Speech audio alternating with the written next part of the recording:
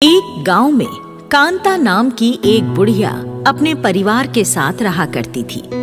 बुढ़िया के परिवार में उसके 2 बेटे और एक बहू थी।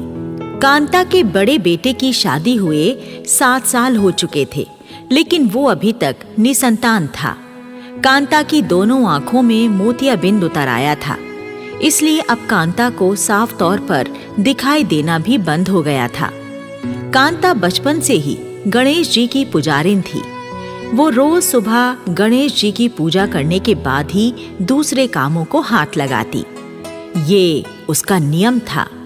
गरीबी के कारण उसके घर की हालत भी कुछ ज्यादा अच्छी नहीं थी। एक दिन उसका बड़ा बेटा उससे कहने लगा, माँ, इस गांव में करने के लिए कुछ ज्यादा काम नहीं है।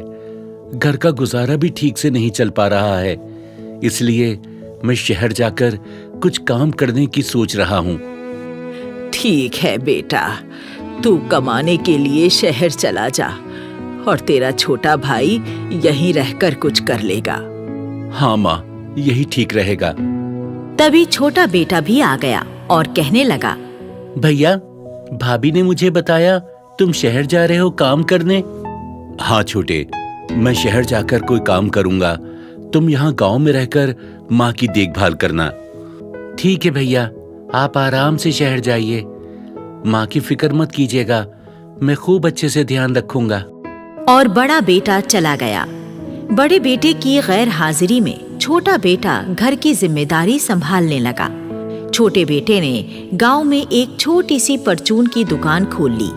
वो सुबह से शाम तक अपनी दुकान पर बैठकर दुकानदारी करता और शाम को घर की जरूरत का सामान खरीदकर घर लौट आता। ऐसे ही एक दिन की बात है। रात के समय घर के तीनों सदस्य बैठे हुए खाना खा रहे थे, लेकिन कांता को कुछ भी नजर न आने के कारण वो खाना नहीं खा पा रही थी। कांता का हाथ कभी कटोरी से टकराता तो कभी गिलास से टकरा जाता। सास की ये हालत देखकर बड़े बेटे की पत्नी कहती है, देवर जी, सासू माँ को तो अब बिल्कुल भी कुछ नजर नहीं आता। इनकी ये हालत मुझसे नहीं देखी जाती। हाँ भाभी, मोतियाबिंद के कारण माँ की आंखों की रोशनी पूरी तरह चली गई है। अब हम इसमें क्या कर सकते हैं? अरे मैं तो कहती हूँ इन्हें किसी अच्छे से आंखों के डॉक्टर को दिखा दो। क्या पता इलाज होने पर इनकी आंखें ठीक हो जाएं। भाभी, काश मेरे पास इतने पैसे होते तो मैं कल ही माँ को डॉक्टर के पास ले जाता। अरे बेटा, हम गरीबों के पास ढंग से खाने के लिए रोटी तो है नहीं। मेरी आंखों का इलाज भला कैसे होगा? शायद मेरे गणपति जी की यही इच्छा है कि मैं अब इस संसार को ना देखूं। माँ जी, आप चिंता मत कीजिए, मैं हूं ना, मैं आपकी आंखें बनकर रहूंगी। इसी प्रकार कांता के दिन बीत रहे थे। फिर एक दिन की बात है, पड़ोसी की एक बच्ची कांता के पास आई और कहने लगी, दादी, हमारे घर में आज गणेश पूजा है। माँ ने आपको बुलवाया है। आप मेरे साथ मेरे घर चलिए। अरे बिटिया, तू अभी अपने घर जा, मैं थोड़ी देर में आ जाऊंगी। ठीक है दादी, मैं जाती हूँ, आप आ जाना। बच्ची वापस चली गई तो कांता अपनी बहू से कहने लगी, बहू, हमारी पड़ोसन पुष्पा के घर आज गणेश पूजा है। मैं जरा पुष्पा के घर जा रही हूँ पूजा में शामिल होने।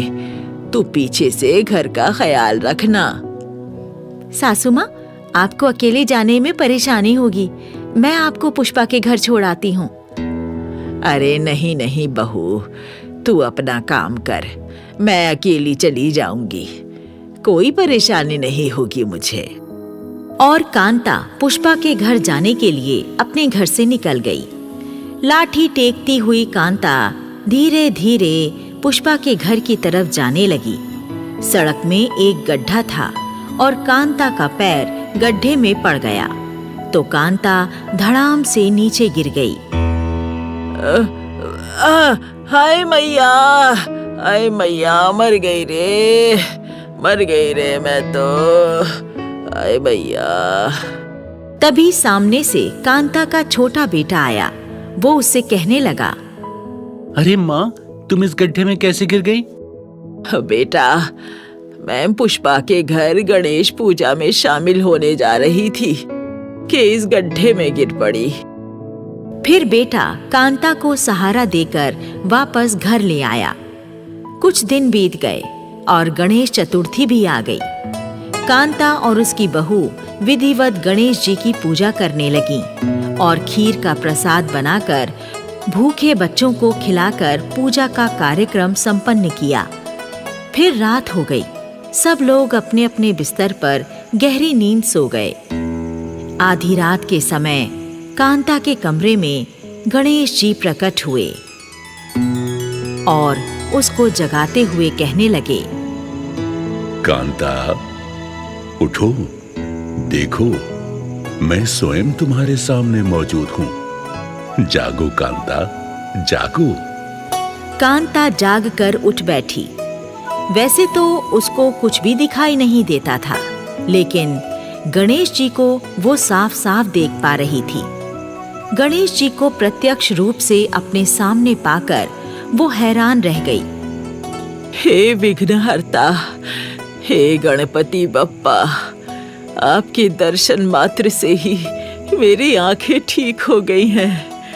आपके दर्शन पाकर तो मैं धन्य हो गई प्रभु। आपको कोटि कोटि प्रणाम। तुम्हारी आंखें अभी ठीक नहीं हुई हैं कांता। ये तो तुम केवल मेरे दिव्य रूप को ही देख पा रही हो। मैं तुम्हारी सच्ची भक्ति से प्रसन्न हूं और मैं तुम्हें एक वरदान देना चाहता हूं। तुम कोई भी एक वरदान मांगो, मैं तुम्हें एक वरदान दे दूंगा। कांता सोच में पड़ गई। समझ में नहीं आ रहा प्रभु, मैं क्या वरदान मांगू? मेरी तो बुद्धि ही काम नहीं कर रही है। मैं जानता हूं पुत्री, तुम इस समय एक विचित्र परिस्थिति में उलझ गई हो। तुम समझ नहीं पा रही हो कि मुझसे क्या वरदान मांगो। हाँ मेरे भगवान, बिल्कुल यही बात है।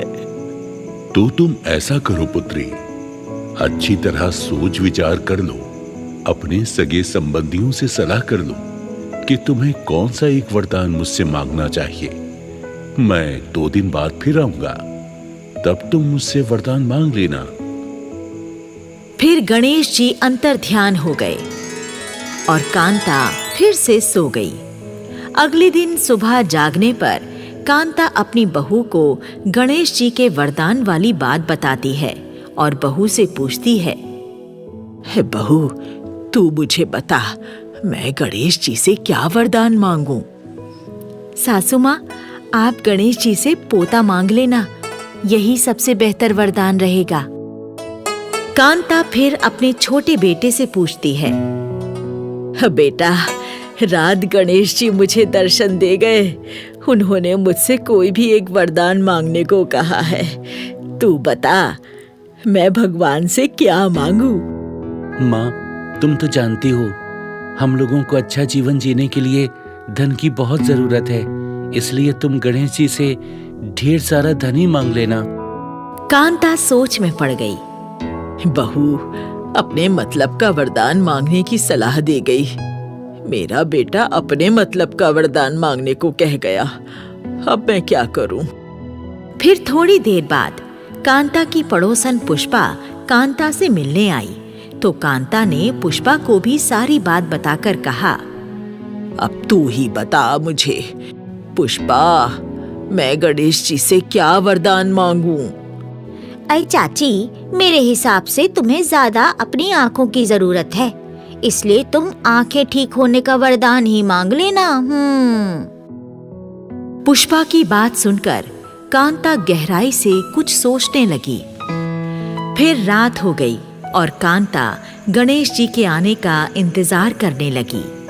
आधी रात के बाद गणेश जी प्रकट हुए और पूछने लगे, हाँ तो कांता, बताओ मुझे, तुमने क्या वरदान मांगने के बारे में सोचा है?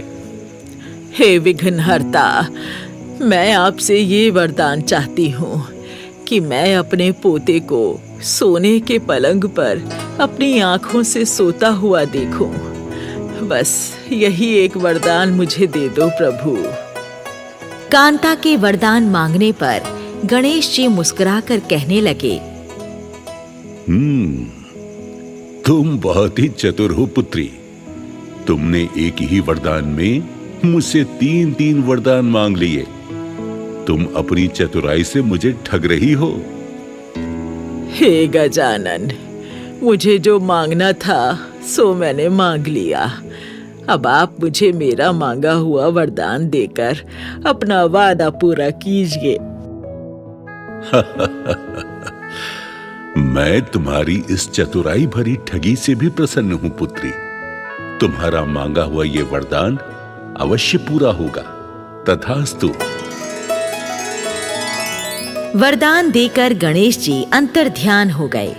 कांता की आंखों की रोशनी वापस लौट आई और उसका पुराना घर बड़े आलीशान मकान में बदल गया, जो कि सोने के पलंग और कीमती चीजों से भरा हुआ है। और कुछ महीनों बाद कांता की बहू को एक सुंदर बेटा हुआ।